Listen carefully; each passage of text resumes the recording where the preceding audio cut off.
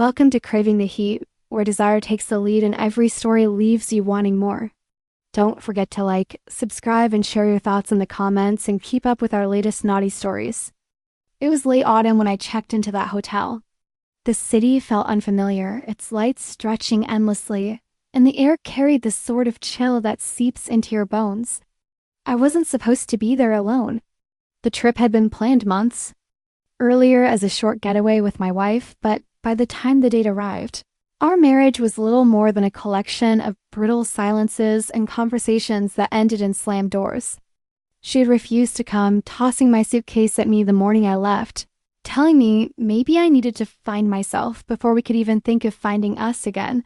The hotel lobby was warm, a stark contrast to the biting cold outside. It smelled faintly of polished wood and fresh lily arranged in tall vases. I approached the desk, dragging my suitcase behind me with the air of a man who no longer knew what to expect from life. She was there behind the counter typing something into the computer with a quiet focus. When she looked up at me, her eyes were the kind that didn't just see you. They understood you. Her smile wasn't professional, not entirely. It was warm, personal, as though she'd been waiting for me specifically. Checking in? She asked, her voice calm but carrying a softness that made me pause before answering. I nodded, handed over my ID, and tried not to linger on the way her fingers brushed mine when she slid the room key across the counter. I told myself it was nothing. I was tired, lonely, reading too much into a simple gesture. But something in me stirred, something I thought had gone numb long ago. That night, I wandered the hotel bar, nursing a glass of whiskey, watching strangers laugh in groups while I sat alone. And then she appeared out of her uniform now, in a simple sweater and jeans, her hair loose around her shoulders. She caught sight of me and smiled like we were already in on a secret together. Mind if I sit? She asked. I wanted to say no, to retreat into the safe numbness I had built around myself, but instead, I nodded. She sat, ordered a drink, and the conversation began with small things, the weather, the city, the kind of topics you use to test whether you can bear someone's company. But quickly it deepened. She asked about me, not in the way of polite curiosity, but with genuine interest. For the first time in months, maybe years, I felt like someone was actually listening. I told her about the cracks in my marriage, how I felt invisible in my own home, how I wasn't sure what was left to fight for anymore. She didn't pity me. She didn't tell me to fix it or leave. She just listened, her eyes never leaving mine, occasionally nodding, her hand resting near mine on the table as if waiting to close the distance. One drink turned into two into three. At some point, laughter spilled between us, the kind that comes easily when walls start to fall. I remember thinking how strange it was, feeling lighter in the presence of someone I had known for only hours than I had in the presence of my wife for years. When the bar closed, she walked with me to the elevator. The silence between us was thick, charged, almost unbearable. I reached for the button, and before I could think better of it, she touched my arm. Just at a gentle touch, but it stopped me completely. I looked at her, and there was no hesitation. In her eyes, we went up together. The hallway was dim, the patterned carpet muffling our footsteps. At my door, I fumbled with the key card, my hands shaking not from drink, but from the weight of what I knew I was about to do. When the door clicked open, I looked at her one last time, silently asking if this was real, if I wasn't imagining it all. She stepped inside without a word. The night blurred into something I'll never forget: soft whispers, the warmth of her skin, the way she made me feel alive in a way I hadn't in so long. It wasn't just the physical closeness. It was the way she looked at me, as if I mattered, as if I wasn't broken beyond repair. In the morning, I expected regret. Instead, I found her lying beside me, her hair spread across the pillow, her eyes meeting mine without shame. She smiled, and for a brief, dangerous moment, I wondered what life might look like if I stayed in that hotel forever. But reality crept in with the daylight. I was married, whether I wanted to be or not. She had her own life tied to the hotel, to the city. Still, as I packed my things, she slipped me a small folded note. Don't forget what it felt like to be seen, it said. I left the hotel that afternoon, my suitcase heavier than when I arrived, not with clothes, but with the weight of choices, of betrayal, of longing. I didn't leave the same man who had checked in. I left carrying the memory of her smile, her touch, her eyes that had seen through me when no one else had bothered to look, and in the quiet moments of my life that followed back home with my wife, back in the same dull routines, I found myself haunted by a truth I couldn't escape. That one night in that hotel had reminded me of something I thought I had lost forever. The dangerous, intoxicating feeling of being alive. When I got home, the house felt colder than usual. My wife greeted me with a nod from the kitchen, barely, lifting her eyes from the screen of her phone. I set my suitcase down by the door, listening to the faint hum of the refrigerator and the ticking of the clock, realizing how oppressive silence could be in your own home. She asked how the trip was, and I muttered, "Fine," without elaborating. She didn't push. She never pushed anymore. It was as though we were both actors in a play we no longer cared about, going through the motions because walking off stage seemed harder than staying, but everything felt different now. I had carried something back from that hotel, not in my bag, but in my chest. The memory of her, the way she had leaned in when I spoke, the warmth in her laughter, the way her touch had burned through the numbness I thought was permanent. I tried to shake it, to tell myself it was just a reckless night, a mistake born of loneliness. Yet, even as I sat across from my wife at dinner, the sound of cutlery clinking against plates, I kept seeing those eyes, kept hearing her voice telling me not to forget what it felt like to be seen. Days passed, but instead of fading, the memory grew sharper. I caught myself checking my phone during meetings, half expecting a message that could never come. At night, when my wife turned her back to me, I lay awake staring at the ceiling, wondering what the hotel woman was doing, whether she thought of me at all, or if I was just another passing guest she had comforted for one night. 2 weeks later, I found myself back on the same train line, the same path into the city. I told myself it was for business, but I knew better. The moment I stepped into the hotel lobby again, my heart beat faster. She was there behind the desk, her hair tied up this time, her uniform crisp. When her eyes met mine, she froze for just a moment, then smiled, that same smile that had undone me before. Back so soon? She teased lightly, though there was an undercurrent in her voice that only I caught. I gave some excuse about needing space, about enjoying the hotel's quiet. She nodded, checking me into the same room without asking if I preferred something different. When she slid the key card across, her fingers brushed mine again, and this time the touch lingered. I wanted to believe it was accidental, but I knew it wasn't. That night, I waited in the bar, my glass untouched. When she walked in, my chest tightened like it had the first time. She sat beside me without hesitation, her eyes softer, less guarded than before. The conversation picked up as if no time had passed, as though we had been waiting for this moment all along. We went upstairs again, not as strangers this time, but as people who already knew what they were crossing into. The way she touched me was different, too less tentative, more certain, like she understood we had both decided something we couldn't take back. In those hours, I let myself forget everything else, my wife, my marriage, my responsibilities. It was just her warmth, the sense that I had finally stepped out of a life half-lived into something real. But morning always came, and with it, guilt. The weight of slipping my wedding ring back on before heading downstairs. The ache of leaving her room, pretending we were nothing more than guest and employee if anyone saw us. She never asked me for promises, never demanded to know what she was to me. Maybe she knew I didn't have answers. Maybe she didn't need them. Back home, the distance between my wife and me grew wider. I found excuses to leave, business trips, that were nothing of the sort.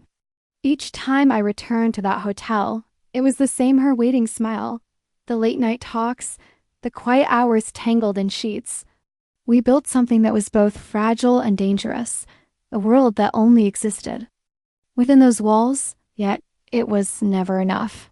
I began to see her everywhere, even when she wasn't there.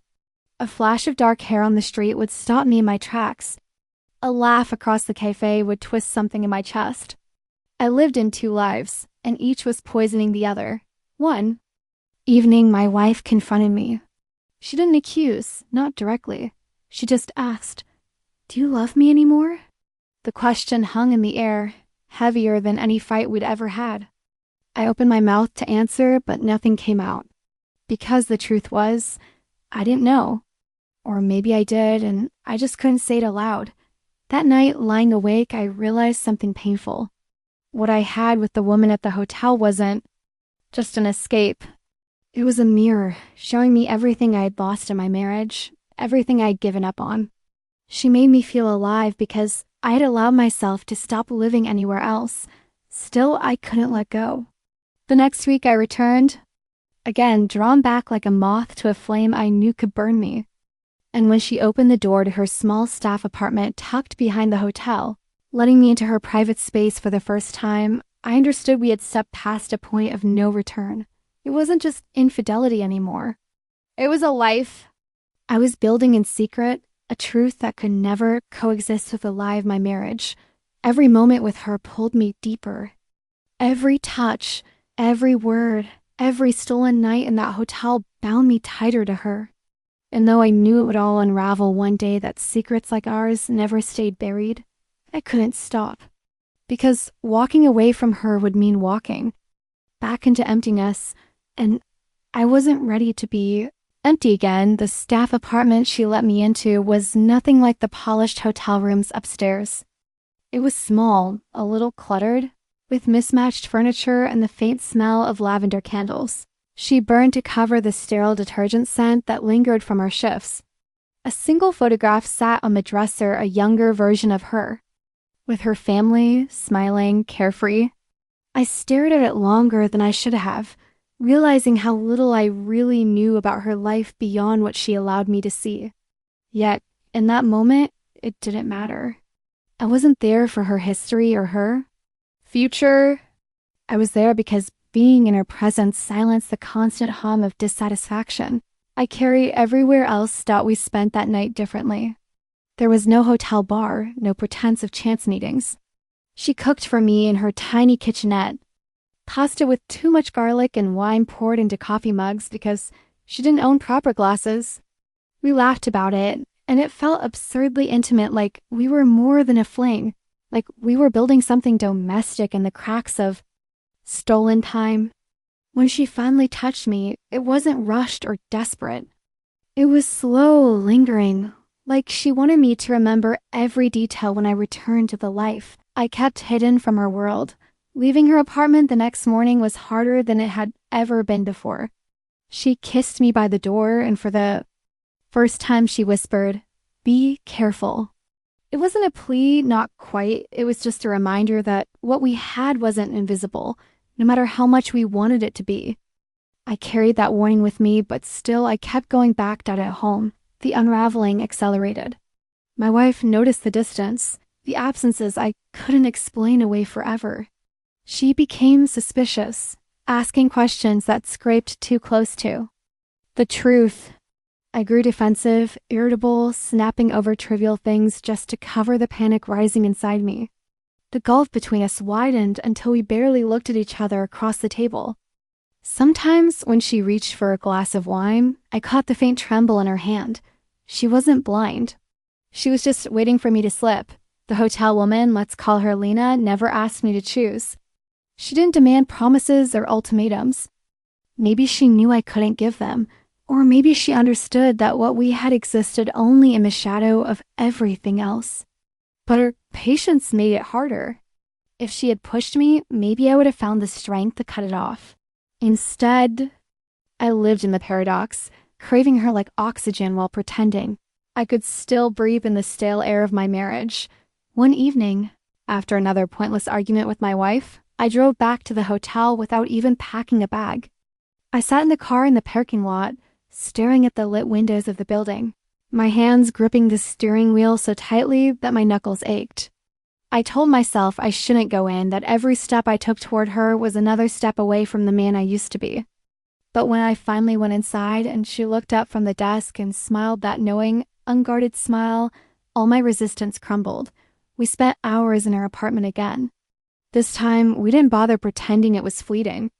She let me hold her after, my hand resting on the curve of her hip, her breath warm against my chest. In the quiet, she whispered, "You're going to break if you keep living both lives." It wasn't judgment, it was concern.